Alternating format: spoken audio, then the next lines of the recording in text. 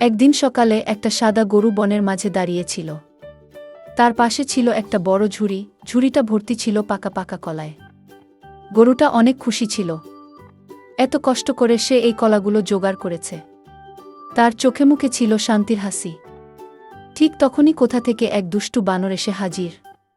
সে গরুর কলার ঝুড়ি দেখে লোভ সামলাতে পারল না।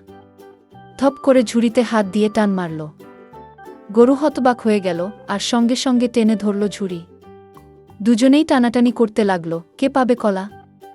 শেষমেশ বানরটা ঝুড়িটা নিয়ে দৌড় দিল। আর গরু দৌড় শুরু করল তার পেছনে, মুখে রাগ, চোখে আগুন। দৌড়াতে দৌড়াতে গরু হঠাৎ একটা গাছের পাশে দাঁড়িয়ে গেল। সাথে সাথে মোবাইল বের করে ফোন দিল, হ্যালো পুলিশ কাকু, কলার চোর বানর পালিয়েছে। বেশিক্ষণ অপেক্ষা করতে হলো না। পুলিশ কাকু এসে হাজির হলেন, পরনে পুলিশের পোশাক, চোখে রাগ। তিনি সোজা গিয়ে বানরটাকে ধরলেন। বানরের মুখ শুকিয়ে গেল। গরু পাশে দাঁড়িয়ে হাঁপাচ্ছে, কিন্তু মুখে শান্ত হাসি। কারণ এবার সে বুঝেছে, বুদ্ধি থাকলে চোরও ধরা যায়।